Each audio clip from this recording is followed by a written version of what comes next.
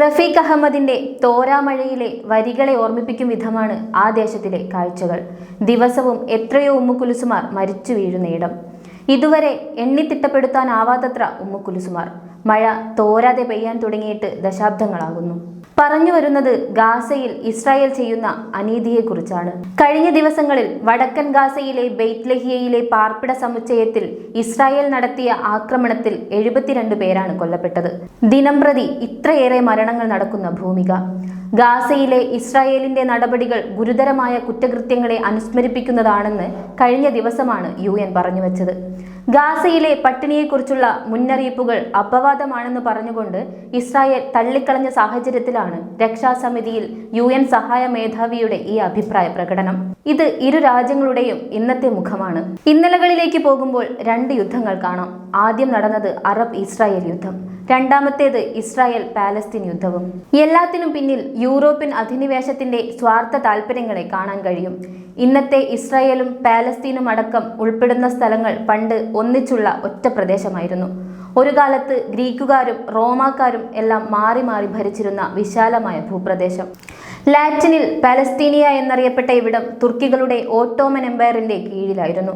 1517 തുർക്കികളുടെ ഭരണപ്രദേശമായ ഇവിടെ 3 മതങ്ങളും ഒരുപോലെയാണ് കഴിഞ്ഞിരുന്നത്. ഓട്ടോമൻ ഭരണകാലത്ത് തന്നെ ലോകത്ത് പലയിടത്തായി ചിതറിക്കിടന്നിരുന്ന ജൂതർ പാലസ്തീനിലേക്ക് കുടിയേറാൻ തുടങ്ങിയിരുന്നു. കാലക്രമേണ അവിടെയുള്ള ജൂതരുടെ എണ്ണം വർദ്ധിക്കാൻ തുടങ്ങി. 1898 കാലത്തിൽ തിയോഡർ ഹെർസലിന്റെ നേതൃത്വത്തിൽ സയനിസ്റ്റ് പ്രസ്ഥാനം നിലവിൽ വന്നതോടെ വൻതോതിൽ ജൂത കുടിയേറ്റം നടന്നു. പലയിടത്തായി ജീവിച്ചിരുന്ന ജൂതന്മാർ അവരുടെ വാക്തത്വ ഭൂമിയിലേക്ക് തിരിച്ചു പോകണമെന്നും മതത്തിനപ്പുറം ദേശീയതയുടെ കൂടി അടിസ്ഥാനത്തിൽ ജൂത സമൂഹം നിർവചിക്കണമെന്നും സയനിസം പറഞ്ഞു. കുടിയേറ്റക്കാർ കൂടി വന്നതോടെ തദ്ദേശീയരായ ആളുകൾക്ക് തങ്ങളുടെ ഭൂമി നഷ്ടപ്പെടാൻ തുടങ്ങി. സ്വന്തം ഭൂമിയിൽ നിന്ന് ഇറക്കപ്പെടുന്ന ജനമായി പാലസ്തീൻ ജനത മാറി. പിന്നീട് പല ഉടമ്പടികളും നടന്നു. പല രാജ്യങ്ങളും പാലസ്തീനൊപ്പവും ഇസ്രായേലിനൊപ്പവും നിലകൊണ്ടു. എന്നിട്ടും യുദ്ധം നീണ്ടുപോവുകയാണ്. ഏറ്റവും ഒടുവിൽ UN പോലും ഒന്നും ചെയ്യാൻ കഴിയാത്ത അവസ്ഥ. നമ്മുടെ ഇന്ത്യ യാസർ അറഫാത്തിനെ സ്വീകരിച്ച നാടാണ്. പാലസ്തീനിനൊപ്പം നിലകൊണ്ട നാട്.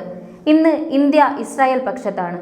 ഇത്തവണ പാലസ്തീനാണ് യുദ്ധത്തിന് തുടക്കമിട്ടതെന്നും പക്ഷേ യുദ്ധം അവസാനിപ്പിക്കുക തങ്ങളാണെന്നുമാണ് Israel prime minister Benjamin Netanyahu പറഞ്ഞു വയ്ക്കുന്നത്. ഇസ്രായേലിന്റെ ആയുധബലത്തിനും അയൺ ഡോമിനുമെല്ലാം സംരക്ഷണത്തിനായുള്ള ശക്തിയുണ്ട്. അവരുടെ രഹസ്യാന്വേഷണ ഏജൻസിയായ മൊസാദ് വളരെ അഡ്വാൻസ്ഡ് ആണ്. അമേരിക്കയുടെ സെൻട്രൽ ഇന്റലിജൻസ് ഏജൻസിയോടും ബ്രിട്ടന്റെ MI6നോടും കടപിടിക്കുന്ന ലോകത്തിലെ പ്രമുഖ ചാര സംഘടനയാണിത്. ഇസ്രായേലിന്റെ സുരക്ഷയ്ക്കും സുസ്ഥിരതയ്ക്കുമാണ് മൊസാദ് നിലകൊള്ളുന്നത്. അവരോട് പിടിച്ചു നിൽക്കാൻ പാലസ്തീനോ പാലസ്തീനിലെ ഹമാസ് എന്ന തീവ്ര ദേശീയവാദ ഗ്രൂപ്പിനോ സാധിക്കുന്നില്ല എന്ന് പറയേണ്ടി വരും. യുദ്ധം അറുതിയില്ലാതെ തുടരുമ്പോൾ കുഞ്ഞുങ്ങളും സ്ത്രീകളുമടക്കം നിരവധി ആളുകളാണ് മരണമടയുന്നത്. UN എന്ന സ്ഥാപനം എല്ലാം കൈകെട്ടി നോക്കി നിൽക്കുന്ന അവസ്ഥ. UN ജനറൽ സെക്രട്ടറി ആന്റോണിയോ ഗുട്ടറസിനെതിരെയും വിമർശനങ്ങൾ കടുക്കുന്നു. കാലങ്ങളായി തുടരുന്ന പോരാട്ടത്തിന് അവസാനമാവുമോ എന്നതാണ് അടുത്ത ചോദ്യം. ഓപ്പറേഷൻ അൽ അക്സ ഫ്ലഡ് ദൗത്യം എന്നായിരുന്നു ആക്രമണങ്ങളെ ഹമാസ് വിശേഷിപ്പിച്ചത്. ഇത് അവസാനത്തെ പോരാട്ടമാണെന്ന നിലയിലാണ് പാലസ്തീൻ പക്ഷം കാണുന്നത്. വെസ്റ്റ് ബാങ്കിലെ പാലസ്തീൻ അനുകൂലികളായ മുഴുവൻ പേരെയും ഒരുമിപ്പിച്ച് പോരാടാനുള്ള ആഹ്വാനമാണ് ഹമാസ് നൽകുന്നത്. ജെറുസലേമിലും ഗാസയിലും വെസ്റ്റ് ബാങ്കിലുമാണ് പ്രധാനമായും ഹമാസിന്റെ സേനാംഗങ്ങൾ തമ്പടിച്ചിരിക്കുന്നത്. അതേസമയം ഹമാസിന് ആയുധങ്ങൾ ലഭിക്കാതിരിക്കാൻ എല്ലാ വഴികളും തടയുക എന്ന ഉദ്ദേശത്തിലാണ് ഇസ്രായേലും ഈജിപ്തും. പ്രത്യേകിച്ച് ഗാസ ബോർഡറിൽ കൊണ്ടുവന്ന നിയന്ത്രണങ്ങൾ കാരണം ആളുകൾക്ക് അടിസ്ഥാന ആവശ്യങ്ങളായ ഭക്ഷണവും വെള്ളവും പോലും നിഷേധിക്കുന്ന അവസ്ഥ.